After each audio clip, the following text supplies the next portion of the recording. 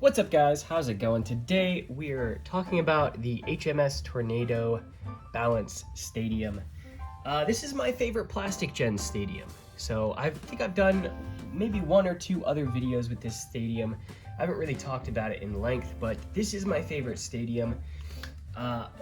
In the community, there's a decent amount of people that don't particularly like this stadium.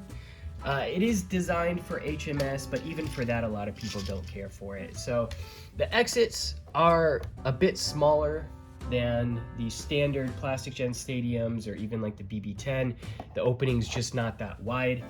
The dish is also super concave, so a very deep dish. Maybe one of the deepest. I'm not 100% sure, but it is very deep, at least in terms of plastic gen. So you do have this tornado ridge here, which is great. You've got sort of this flat center, sort of smaller area right here, and it's cool. You've got these little holes right here. You could put your Beyblades if you wanted to. Like I said, this is for for HMS, but I like to use it for just standard plastic gen. So we're gonna do some battles in it, and yeah, just have a good time. I'm a bit sick, so easy content maybe, but it's been a while since we just did some plastic gen battles. So I just grabbed some random Beyblades, and we're just gonna have a few battles. So first up, we've got Wolborg 1 and Dragoonette.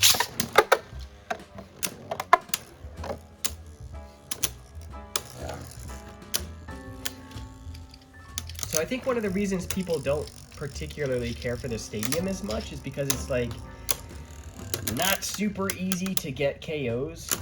Like I said, it's a very deep dish, and because the openings are so small, you have to be pretty dang aggressive. I do have an attack build that we a little bit more aggressive of an attack build that we can throw in here just to try to get a KO, but yeah, well, Wolborg takes that one. All right, let's try Seaborg. This is Seaborg 1 with the inverted blade base. I'm missing a clip. That'll be all right. And with the power of editing, look at that. I now have another clip.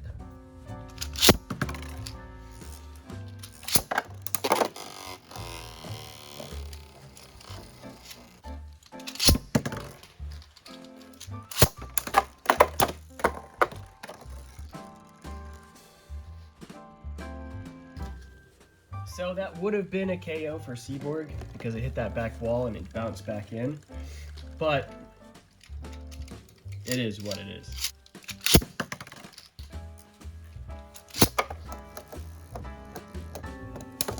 Hey, that was like perfect shot right there. I really like this pink recolor of Seaborg, the gold weight disc. I probably need to switch the base to something else. I don't have a pink Seaborg 1 blade base. I'm pretty sure it was from a random booster. I actually don't know if they made a pink blade base. Somebody can probably correct me, but the attack ring is super cool looking, so there's that. All right, let's throw Dronzer V2 in there. See what happens.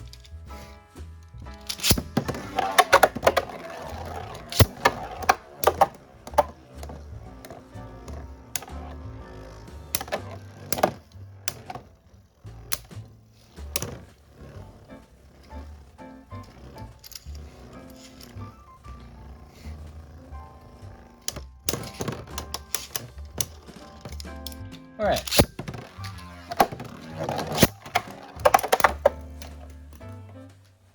Did something break? No, I just lost a sticker. I need to get some reproduction stickers for some of these Beyblades. My Dronzer V2 and my Drigger V2 both, like, the stickers are like coming off. Wolborg 1 versus Dronzer V2?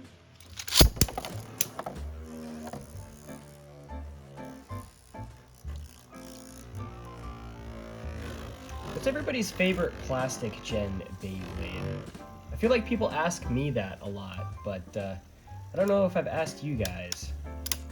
I'm interested to know what everyone's favorite is. So mine is probably Galleon 2, but I do really like Wolborg 1.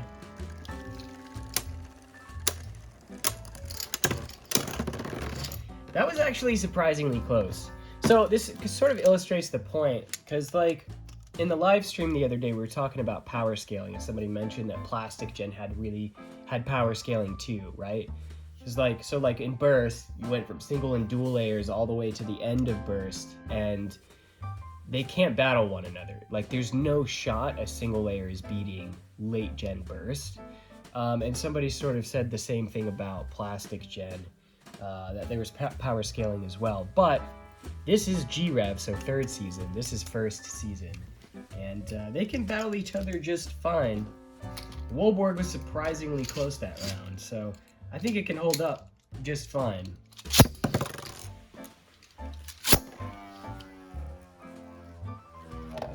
Really nice. Really, the biggest factor in the weight for plastic gen is the weight discs, and they were compatible all the way through the life of Beyblade. So you could take like wide defense, which was actually released pretty early on. This is probably one of the better weight discs in plastic gen, but you could put this on anything. So like the actual plastic parts themselves don't really dictate too much. Sure, like as they went on they got a little heavier, but not so heavy that it like, you know, it isolated, you know, part usage to just the third season or the latest stuff. So you can use like super early plastic gen against super late plastic gen and still win, which I think is super great. I really like the balance in terms of releases for plastic gen. I think X is actually doing a really good job of keeping things balanced as well. Let's throw Dragoon in there again.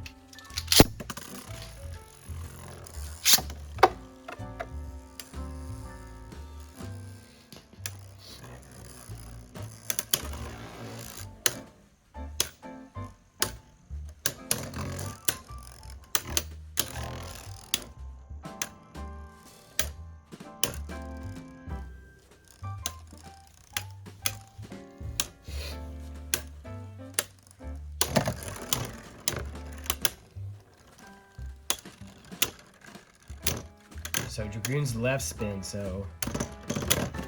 Oh, that was pretty close. That was pretty close. I think if you swapped the weight disc for Dragoon to something like wide defense or wide survive and put it on a higher stamina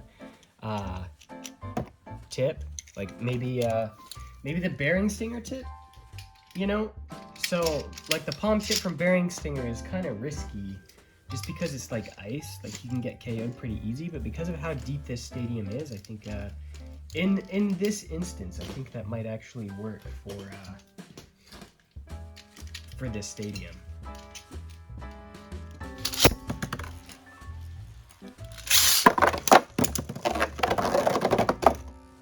I think the tip just popped off. Yeah, it did. All right, last one. We're gonna do one more against Wolborg and Dronzer.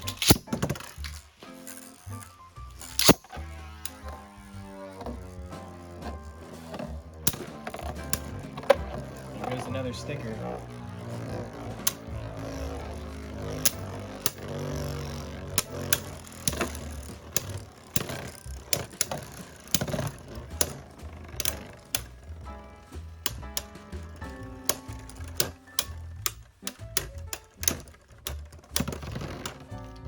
Pretty close, but Dronzer took that one. All right, guys, so let me know what you think of the Tornado Balance Stadium.